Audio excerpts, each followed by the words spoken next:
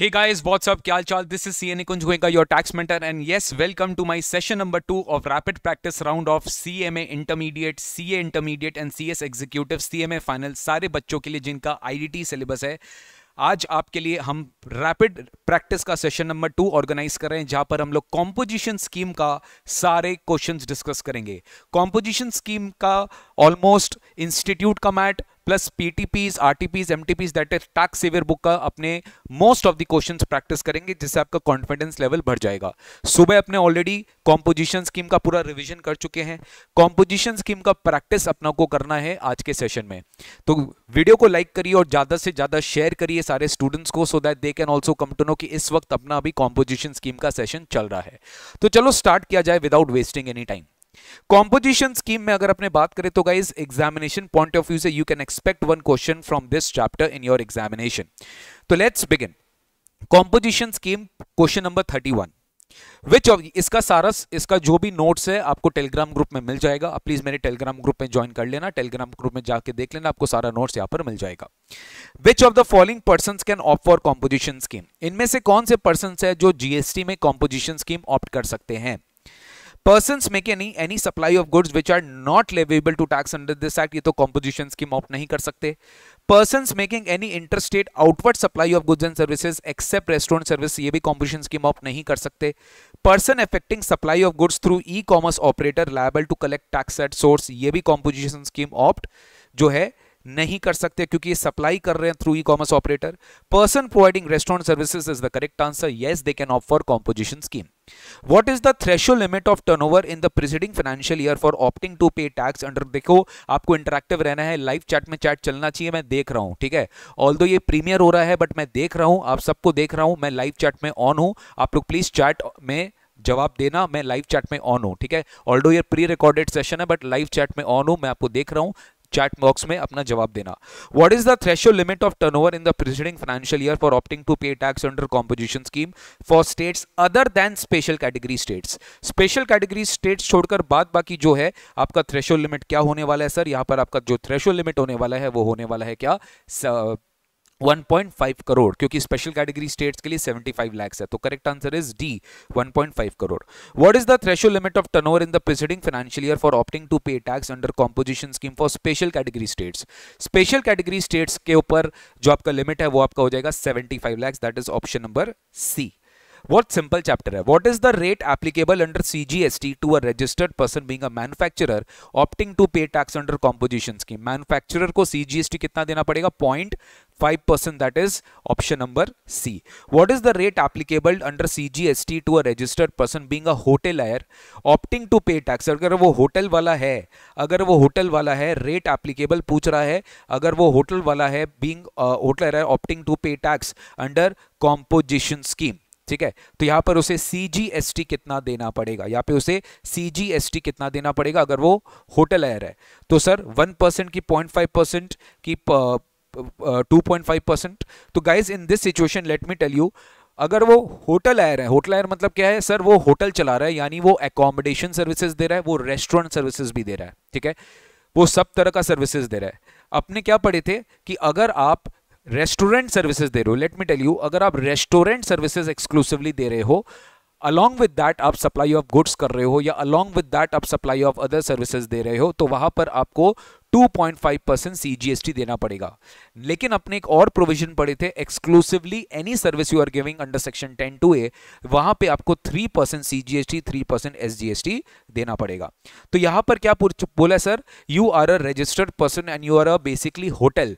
तो होटल वाला क्या कर रहा है? वो अकोमोडेशन सर्विसेज भी देता है, वो रेस्टोरेंट सर्विसेज भी दे रहा है, वो मल्टीपल सप्लाई कर रहा है, तो क्या वो कॉम्पोजिशन स्कीम ऑप्ट कर सकता है? तो अगेन ये क्वेश्चन थोड़ा सा एम्बिगुअस है, यहाँ पर क्वेश्चन थोड़ा एम्बिगुअस है बिकॉज कंप्लीट इन्फॉर्मेशन आपको दिया नहीं है, बट इंस्टीट्यूट ने यहाँ पर नॉट एलिजिबल माना है, क्योंकि ये होटल एयर है, हो सकते हैं बहुत सारे अदर सप्लाईज में भी एंगेज्ड होगा। इन दिस सिचुएशन अपने यही मानेंगे, क्योंकि यहाँ पे आप समझो कि अगर वो एक्सक्लूसिवली सर्विस दे रहा है तो भी वो 10(2)(a) में ऑप्ट कर सकता है, let me tell you, but यहाँ पे 3% का ऑप्शन ही नहीं है, ठीक है। तो बेस्ट ऑप्शन होगा कि आप नॉट एलिजिबल में जाइए।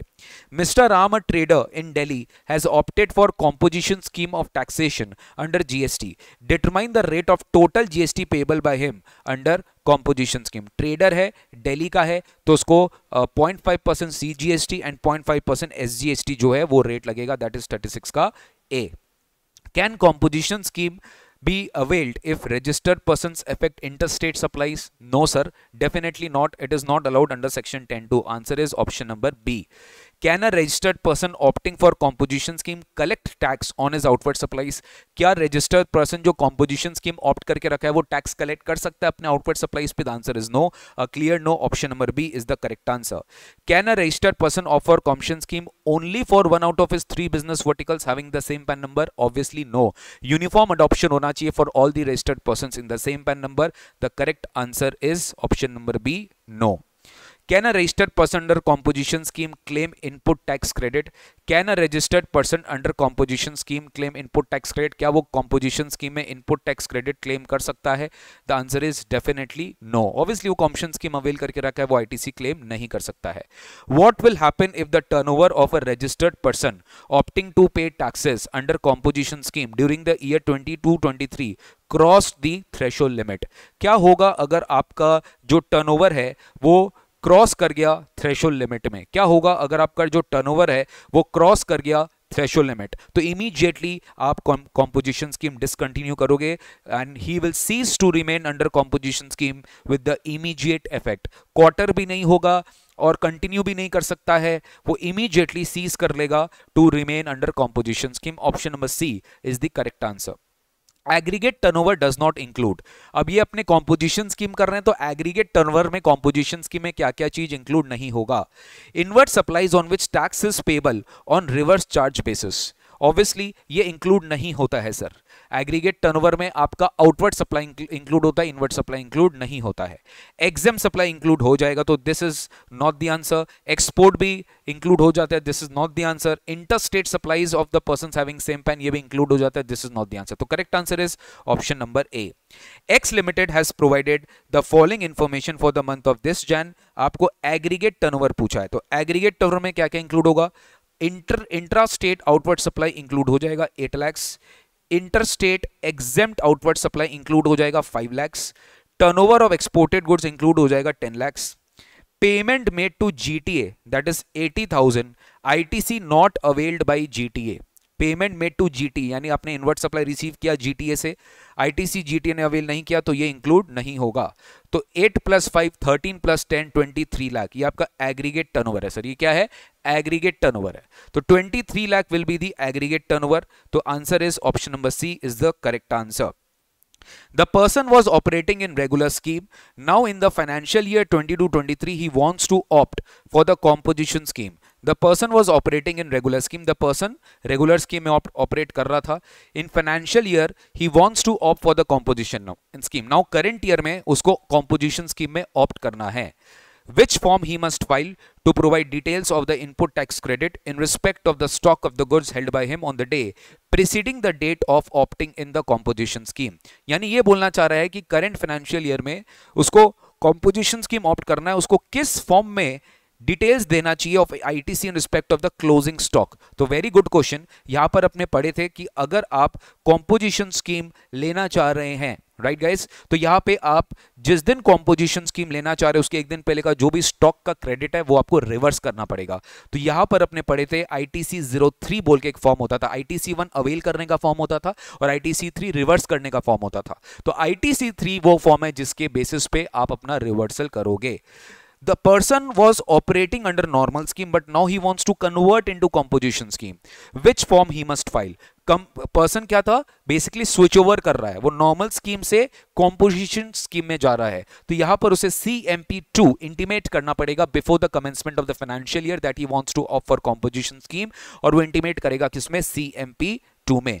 इन which form the person file for withdrawal. Basically क्या आप समझ रहे हैं, आपको ये सेशन कराने का ऑब्जेक्टिव क्या है कि जो भी आज आपने सुबह रिवाइज किया था मेरे साथ, every single point is getting again revised with the help of this questions.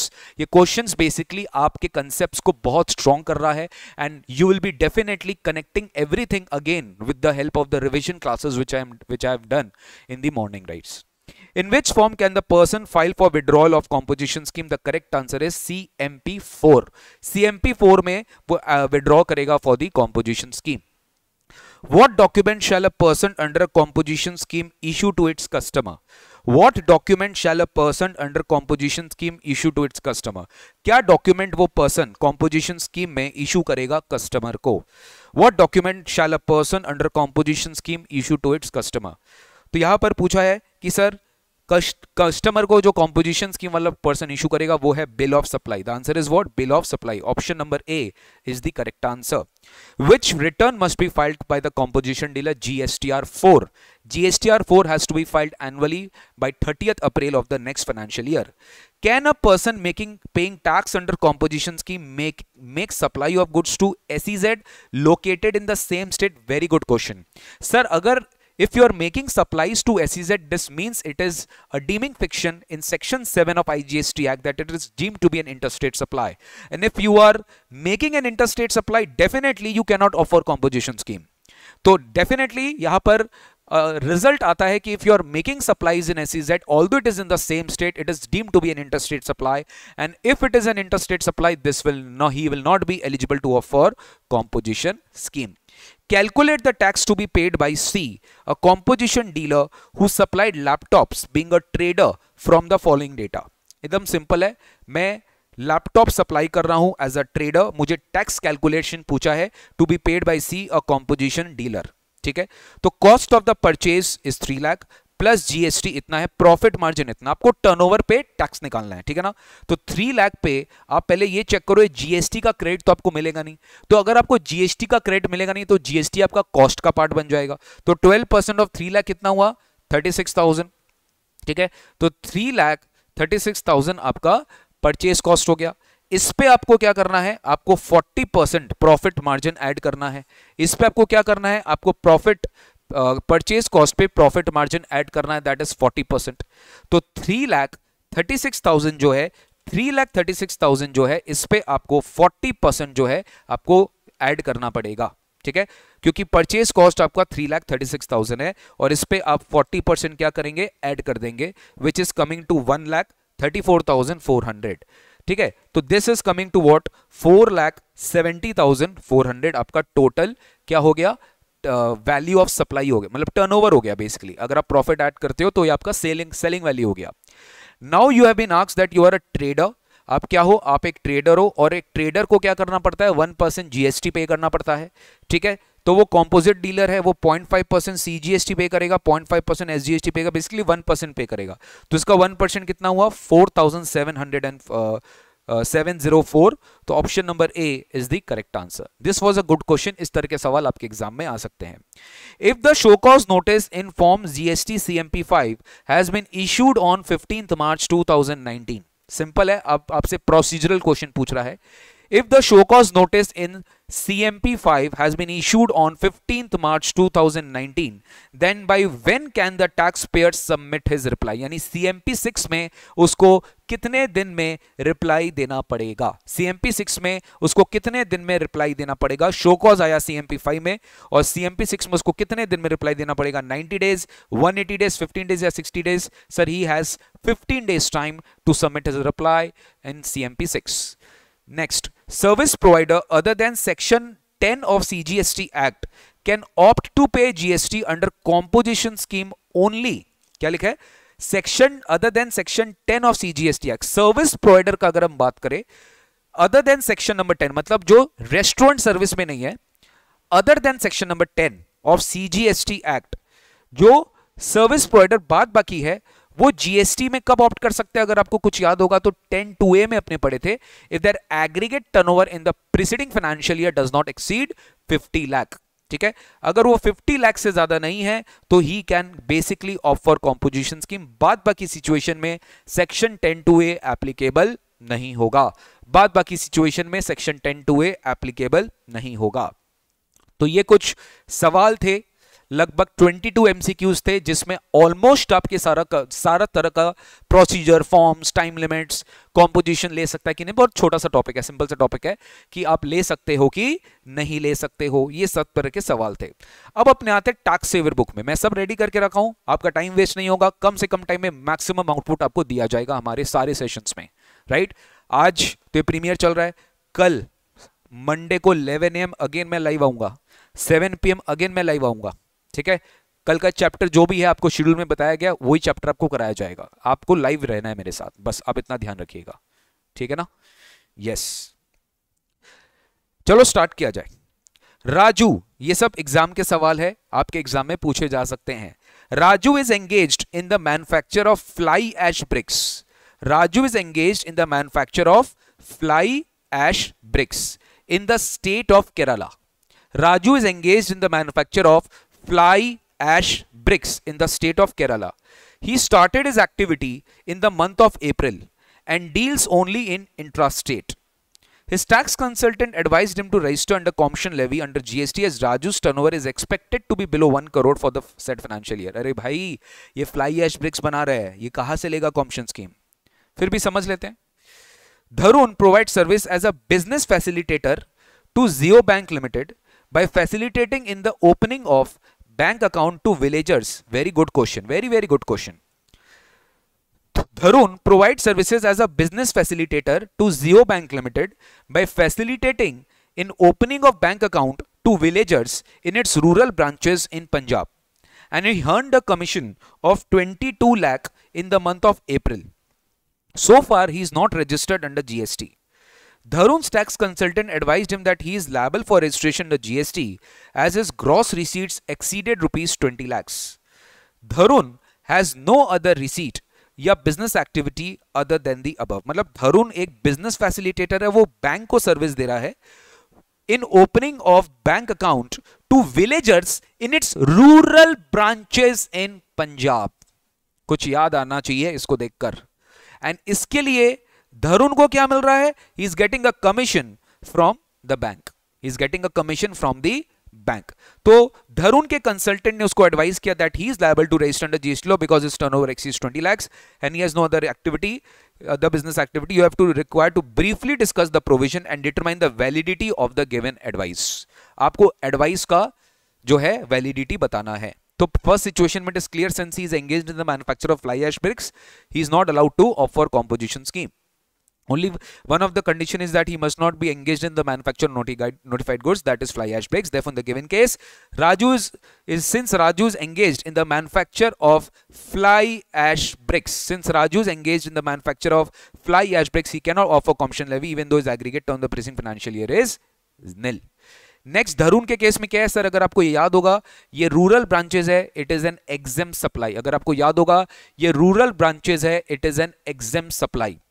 ये रूरल ब्रांचेस है, it is an exempt supply, and since it is an exempt supply there is no liability to take registration to Dharun because any services provided by business facilitator to a banking company for opening of its rural branches, for opening of any account in its rural area branches, then this is totally exempted in GST.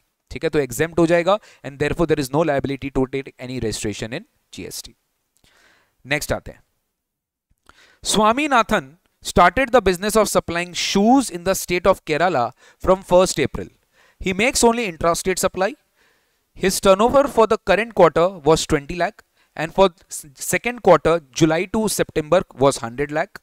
For the 1/4 of his total turnover का जो 1/4 है in each of the quarter was exempt from GST. थोड़ा ध्यान से, 1/4 of his total turnover एक quarter का 1/4 exempt हुआ करता था. Being eligible for commission scheme, Swaminathan got himself registered under composition scheme with effect from 1st July. ठीक है, क्योंकि वो composition scheme के eligible था, वो registration commission scheme में ही लिया. You are required to compute the tax payable by Swaminathan under composition scheme, assuming he is a manufacturer.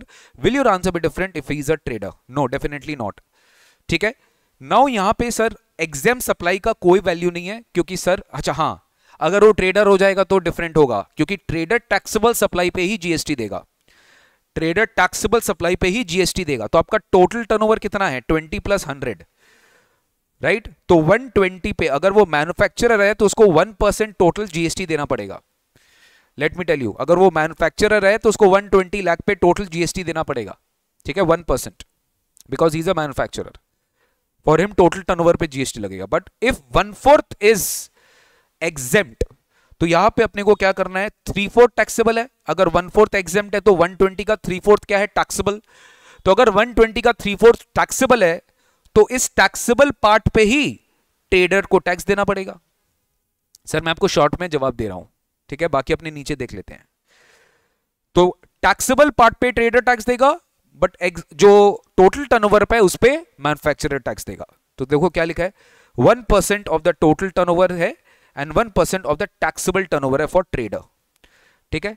तो tax payable by Swaminathan 100 lakh पे 5% एंड 100 लाख पे 5%। अब इसमें इंपॉर्टेंट चीज आप चीज देखो, इसमें एक इंपॉर्टेंट चीज देखो, यहां पर इन्होंने क्या किया, एक वर्ड यूज किया, he started the business. Very good question. यहां पे क्या वर्ड यूज किया, ही स्टार्टेड द बिजनेस। तो अगर ये बिजनेस स्टार्ट किया है तो गाइज अगर आपको याद होगा, till the time he is not liable for registration, that is first 20 lakhs, क्या इस 20 lakhs पे टैक्स कैलकुलेट होगा? The answer is no. Tax किस पे कैलकुलेट होगा?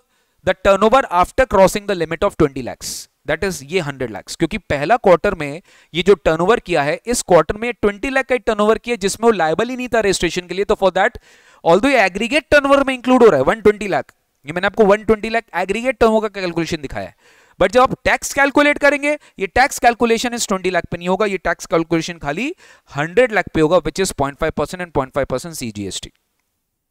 अब आपको यही 100 लाख का क्या करना पड़ेगा, अगर ये ट्रेडर है तो ये टैक्सेबल पार्ट पे देखो, टैक्सेबल पार्ट कितना है 3/4, टैक्सेबल पार्ट कितना है 3/4, यही क्या है आपका टैक्सेबल पार्ट है, यही क्या है आपका टैक्सेबल पार्ट है। तो ये हो गया आपका 3/4, 100 इंटू 3/4 हो गया, which is coming to what 75। अब इसी का आपको क्या करना है, 0.5% एंड 0.5% जो है आपको टैक्स निकालना है, 0.5% CGST and 0.5% SGST, that's it. इसमें दो इंपॉर्टेंट चीज था, एक ट्रेडर और मैन्युफैक्चरर का डिस्टिंक्शन, और एक आपको 20 लाख पे टैक्स नहीं निकालना है। This was very very important thing, 20 lakh पे आपको टैक्स नहीं निकालना है, ये बहुत इंपॉर्टेंट था सर, ठीक है ना। Next question, Subramaniam Enterprises has two registered place of business in Delhi. Its aggregate turnover for the preceding year for both the place of business was 120 lakhs. It wishes to pay tax under commission scheme under 10(1) and 10(2) for one of the place of business in the current year, while under normal levy for no possible नहीं है sir, ये अपने already पढ़ चुके। A registered person with an aggregate turnover up to in the preceding financial year not exceeding 1.5 crore in Delhi. Since the aggregate turnover does not exceed 1.5 crore, he is eligible to opt for composition scheme.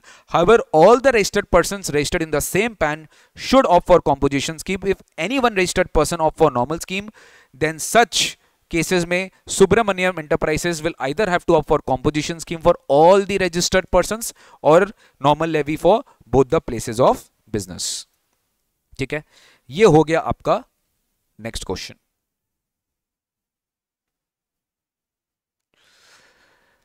Okay, a person availing composition scheme under subsection 1 and 2 of section 10 in Haryana during a financial year crosses the turnover of 1.5 crore in the month of December. Will he be allowed to pay tax under composition scheme for the remainder of the year? The answer is no. The option to pay tax under composition scheme will be valid only till the date when his aggregate turnover does not exceed the threshold limit, that is 1.5 crore. Once he crosses the threshold, he is required to file an intimation for withdrawal from the scheme in the prescribed form within 7 days. Will he be allowed to pay tax for the remainder year? That is still the answer is no. Please advise, यहाँ पे आपको properly बताना पड़ेगा कि boss अगर आपका turnover cross कर गया तो आप इमीडिएटली मूव आउट करिए और आप नॉर्मल स्कीम में जाइए और ITC क्लेम करिए, ITC 1 फॉर्म फाइल करिए, and every person who has furnished such intimation, he will definitely furnish a statement regarding claim of ITC containing details of stock of inputs and inputs contained in semi-finished goods and finished goods that was held by him on the day immediately preceding the day of the option withdrawal, ठीक है, जिस दिन उसने withdraw किया, ठीक है, और ये 30 डेज में उसको फाइल करना पड़ेगा। तो गाइज ये सब थ्योरेटिकल क्वेश्चंस आपके एग्जाम में पूछे जा सकते हैं। Next, once traders a registered supplier is providing restaurant services in Manipur, ध्यान से मणिपुर है, it has turnover of 55 lakhs in the preceding financial year, कोई प्रॉब्लम नहीं है, 75 लाख से कम है। It has started providing intra-state event management services, oh my god, यही तो दिक्कत है, and discontinued rendering restaurant services, अब restaurant services में discontinue कर दिया और वो क्या बोलते हैं event management service को start कर दिया। With reference to the provisions of the act, examine whether once traders can opt for commission scheme under section 10 the current financial year. Sir सबसे पहले मैं बता देता हूं, if he is a person exclusively engaged in supply of rendering this event management service na, तो भी he can opt for composition scheme under 10(2)(a), but in that situation its aggregate turnover in the preceding financial year should not exceed 50 lakhs. but यहाँ पे इसका turnover 55 lakhs हो रहा है, तो वो composition scheme opt नहीं कर पाएगा under 10(2)(a), तो ये चीज आपको mention करना पड़ेगा. ठीक है, क्या लिखा है देखो. A registered person who is exclusively engaged in providing services other than restaurant services is not eligible to offer commission scheme. Such person is eligible for the benefit of concessional rate of tax under 10(2)(a), provided his aggregate turnover does not exceed 50 lakhs in the preceding financial year. आपको पहले law लिखना पड़ेगा, फिर facts में आएंगे. Since in this case one status is engaged exclusively in supply of services other than restaurant services in the current year, it is not eligible for composition scheme under 10(1) and 10(2). वो composition scheme नहीं opt कर सकता. ठीक है, okay. तो basically वो concessional rate में नहीं जा सकता. Further, since aggregate on the preceding financial year exceeds 50 lakh, तो it can not offer concessional rate of tax, that is 10(2)(a) में भी वो ऑप्ट नहीं कर सकता सर. ठीक है. Next, conditions for availing the concessional rate of tax are primarily same as the conditions for the CGST. अब ये आपके लिए रेलेवेंट नहीं है क्योंकि अब दोनों सेम हो गया है 10(2)(a) एंड 10(1). ठीक है. नेक्स्ट आते हैं. Chanchal started beauty and grooming services and inaugurated Care Beauty Center in Janakpuri, Delhi on 1st April. She opted to pay tax under notification dated this in the said financial year. The aggregate turnover of Care Beauty Center for the quarter ending 30th June was 20 lakhs. Quarter ending जो इसका aggregate turnover था वो 20 lakhs था. Further, for the half year, I repeat, further for the half year ending 30th September, the turnover reached 50 lakh. Further, for the half year ending 30th September, the turnover reached 50 lakhs. थोड़ा important है, ठीक है. Quarter ending 30th जून में क्या था? 20 लाख, और that is 30 June. Half year कब and होगा? अप्रैल, मई, जून, जुलाई, अगस्त, सितंबर. 30th सितंबर आपका जो हाफ ईयर है, आपका उस समय टर्नओवर कितना रीच हुआ? 50 लाख. आपका टर्नओवर 50 लाख रीच हो गया. Care beauty centre recorded a rapid growth and the turnover reach 70 lakh by the end of October and. ठीक है, ध्यान से, अक्टूबर एंड तक ये टर्नओवर चला गया 70 लाख. ठीक है. Next, determine the tax liability of care beauty centre by the end of the October. आपको टैक्स लायबिलिटी निकालना है by the end of October. बहुत ध्यान से, बहुत अच्छा सवाल है. देखो, यहां पर सीधा सेक्शन 10(2)(a) ऑप्ट करेंगे आप, क्योंकि यहां पे आप एक्सक्लूसिवली अदर सर्विसेज दे रहे हो, रेस्टोरेंट सर्विस दे ही नहीं रहे हो, तो यहां पे 10(2)(a) चेक करोगे. बट 10(2)(a) में अपने पढ़े थे, 10(2)(a) आपके लिए कब तक वैलिड है बेटा? 10(2)(a) आपके लिए कब तक वैलिड है? अप टू 30th सितंबर ओनली. इसके बाद आपको स्विच ऑफ करना पड़ेगा. यानी दिस एडिशनल 20 यहां पे you will have to opt for normal scheme, because the immediate your composition scheme under 10(2)(a) will be valid only up to the date. I repeat, your composition scheme under section 10(2)(a) will be valid only up to the date. कब तक? when your aggregate turnover has not crossed 50 lakhs. यहां पे तो आपका aggregate turnover 30th सितंबर के बाद cross हो रहा है, तो यहां पे आप 10(2)(a) से ऑप्ट आउट करके 10(1) में चले जाओगे, या फिर आप नॉर्मल स्कीम में चलो जाए. सॉरी, 10(1) में तो आप जा ही नहीं सकते, आप नॉर्मल स्कीम में चले जाओगे. अब रही बात कि फर्स्ट 50 lakhs में आपको टैक्स कैसे कैलकुलेट करना है, तो ये 20 लाख में टैक्स नहीं लगेगा. Because for the purpose of calculating tax, जो अपने टर्नओवर इन स्टेट चेक करते हैं, टर्नओवर इन स्टेट में this 20 lakhs was for the period for which he was not liable for registration. क्योंकि पहला 20 लाख में तो रजिस्ट्रेशन की लायबिलिटी नहीं थी, ये स्टार्ट किया है इस साल, तो पहला 20 लाख में रजिस्ट्रेशन की लायबिलिटी नहीं थी, तो रिमेनिंग क्या बचा? 30 lakhs पे इसको 6% सीजीएसटी और एसजीएसटी मिलाकर देना पड़ेगा. यही पूछा आपसे, समझे क्या? तो 20 lakhs पे कोई टैक्स नहीं है, 50 - 20 पे 30 लाख पे आपको 6% टैक्स देना पड़ेगा. और उसके बाद जो बैलेंस रिमेनिंग 20 लाख है, उसके ऊपर जो नॉर्मल रेट ऑफ जीएसटी है, आपको 20 लाख पे 18% जो नॉर्मल रेट ऑफ जीएसटी है 3,60,000 आपको वो टैक्स देना पड़ेगा. तो आपकी टोटल जीएसटी लायबिलिटी आ गई 31 अक्टूबर तक 5,40,000. Very very good question. अगर ऑब्वियसली क्लासेस में कराया गया, बट एग्जाम के पहले भी करते हैं ना, तो एक बार हेड्स अप मिल जाता है. 5,40,000 is your correct answer. Care Beauty Services wishes to offer commission scheme from the next financial year. You are required to advise whether it can do so. अरे भाई, again let me tell you next year में can he do so? Because next year में he has to check aggregate turnover of the current year, और aggregate turnover current year तो already बेटा 70 लाख पहुंच चुका है, तो वो 10(2)(a) में ऑप्ट नहीं कर पाएगा. Very simple. ठीक है. No Care Beauty Center can offer commission scheme from the next financial year Fundamentally, the composition scheme can be availed only for goods and only one service, namely restaurant service. As regards service other than restaurant service are concerned, only marginal supply will be allowed. Therefore, a person engaged exclusively in supply of services other than restaurant services is not eligible to opt for composition scheme. Further आप 10(2)(a) का भी यहाँ पर बात कर दोगे कि last year में भी इसका 50 लाख से ज्यादा था, तो आप composition scheme नहीं ले सकते हैं. क्लियर है गाइस? और अगर आप एक्सक्लूसिवली गुड्स में हो and goods plus exclusively restaurant service में हो, and then only you are eligible to offer composition scheme. But if you are exclusively supplying beauty and grooming services, so for you in the next year 10(1) and 10(2) will not be eligible, sir. ठीक है? United Electronics, a registered dealer, is supplying all types of electronic appliances in the state of Karnataka. Their aggregate turnover in the financial year 18-19 by way of appliances was 120 lakhs. ठीक है? The firm expects to provide this services of such appliances from this year. मतलब sir current year से वो service देना भी start कर रहे हैं, और लास्ट ईयर वो क्या करते थे, खाली अप्लायंसेस सप्लाई करते थे. With reference to the latest amendments आपको बताइए मार्जिनल सर्विसेज देना अलाउ किया गया. Whether the firm can offer, उस समय गाइस 2019 में अमेंडमेंट आया था, तो उस समय का अपने के हिसाब से इस तरह के क्वेश्चंस बनाए गए थे. Whether the firm can offer composition scheme for current year as the turnover may include both supply of goods and services, तो यहाँ पे आपको चेक करना पड़ेगा, यहाँ पे आपको बोलना पड़ेगा only if लास्ट ईयर का 120 लाख का 10% और 5 lakh whichever is higher, that is 12 lakh. If in the current year he is providing, I mean the company is providing not more than repair and maintenance services amounting to 12 lakh rupees, then only he can opt for composition scheme. यहाँ पे क्या लिखा है? The registered person whose aggregate turn the preceding financial year did not exceed 1.5 may opt to pay. The scheme can be availed only by interested supplier of goods and supplier of restaurant services.